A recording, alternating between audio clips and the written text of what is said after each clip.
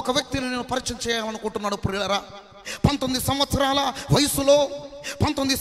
వయసులో దేవుని కొరకు రోషము కలిగి యవనస్తుడు ప్రియులారా. 19 సంవత్సరాల వయసులో దేవుని కొరకు నిలబడాలని రోషం కలిగి దేవుని పని చేయాలని, రోషము కలిగి దేవుని పని చేయాలని, ఆయన కొరకు జీవించాలని ఆశపడ్డాడు. ఆరోగ్యం సరిగా లేకపోయినా, బలహీనంలో ఉన్నా, అలాంటి పరిస్థితుల్లో నేను నా దేవుని కొరకు నిలబడాలి, రోషముతో నిలబడాలనుకున్నాడు. అలా నిలబడ్డాడు కనుకనే తీర్మానం చేసుకున్నాడు 19 సంవత్సరాల ప్రాయంలో. అలాంటి ఒక వ్యక్తి రెడ్ ఇండియన్స్ అనేటువంటి వారి మధ్యలోనికి వెళ్ళి వారి రక్షణ నిమిత్తము ఎంతగానో పోరాడాడో. రెడ్ ఇండియన్స్ మధ్యలోనికి వెళ్ళి యేసును పరిచయం చేస్తున్నాడు, యేసు ప్రేమను పరిచయం చేస్తున్నాడు.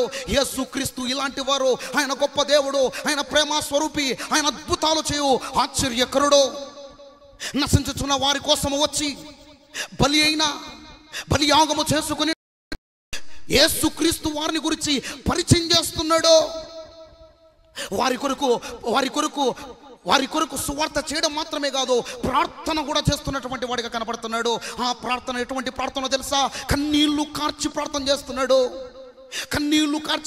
చేస్తున్నాడు. అయ్యా, రెడ్ ఇండియన్స్ మధ్యలోనికి నేను వచ్చానయ్యా, నిన్ను గురించి పరిచయం చేస్తున్నానయ్యా. ప్రతి వారు రక్షణలోనికి రావాలని, నీ చెంతకు వారిని నడిపించాలని నా ఆశయ్యా.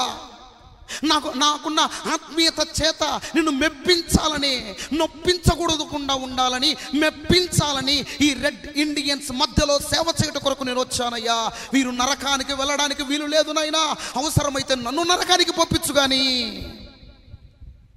వీరు మాత్రము నరకానికి వెళ్ళడానికి వీలే లేదు ప్రభువా అని ఎన్ని ప్రార్థనలు చేశాడో, ఎన్ని కన్నీళ్లు కార్చాడో. పగలని లేదు, రాత్రని లేదు. కన్నీళ్లు కార్చాల్సిన అవసరం ఏముంది? ప్రార్థన చేయాల్సిన అవసరం ఏముంది? సువార్త చేయాల్సిన అవసరం ఏముంది? దేవుని ప్రేమను చూపించాల్సిన అవసరం ఏముంది? దేవుని విశ్వాసాన్ని కనపరచాల్సిన అవసరం ఏముంది? అవసరం ఉంది అనుకుంటున్నాడు డేవిడ్ బ్రెయినార్డ్ అనేటువంటి వ్యక్తి. ఇంతవరకు నేను చెప్పిన వ్యక్తి, ఆ వ్యక్తి పేరు డేవిడ్ బ్రెయినార్డ్. అందుకే వారి కొరకు ప్రార్థన చేస్తున్నాడు. రెడ్ ఇండియన్స్ నరకానికి వెళ్ళడానికి వీలు లేదు నాయనా, అవసరమైతే నన్ను నరకానికి పంపించు ప్రభువా, వారు నరకానికి వెళ్ళడానికే వీలు లేదు ప్రభువా. ఎంత ఉజ్జీవము కలిగి, ఎంత రోషము కలిగి దేవుని ఎదుట తనను తాను నిరూపించుకున్నాడు. అందుకే తాను చేసే ప్రార్థన కాబోలు, తాను కార్చిన కాబోలేమో, తాను చేసిన సువార్త కాబోలేమో, రెడ్ ఇండియన్స్ అందరూ కూడా దేవుని చెంతకు చేరి రక్షణకు వారు సిద్ధపడినట్లుగా మనం చూస్తున్నాము. ఇతని జీవితము పరిమళ సువాసనగా వెదజల్లడానికి, ఇతని యొక్క ఆత్మీయత జీవితము దేవుణ్ణి మెప్పించింది అని చెప్పడానికి ఇంతకంటే నిదర్శనం మరేది ఉండదనే నా ఆలోచన, నా అభిప్రాయం. ప్రియులారా, దేవునికి మహిమ కలుగునుగాక, దేవునికే స్తోత్రము కలుగునుగాక.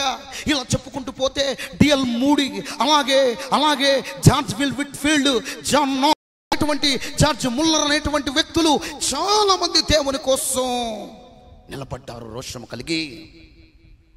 నిలబడ్డారు, దేవుని రోషము కలిగి. అలా నువ్వు, నేను, మనము రోషము కలిగి దేవుని కోసం మనం నిలబడగలిగితే, మన ఆత్మీయత స్థితి దేవుణ్ణి మెప్పించగలిగితే, నువ్వు దేవుని కోసం ఎంత గట్టిగా నిలబడగలుగుతావో దేవుడు నీ కోసం కూడా అలాగే నిలబడతాడు.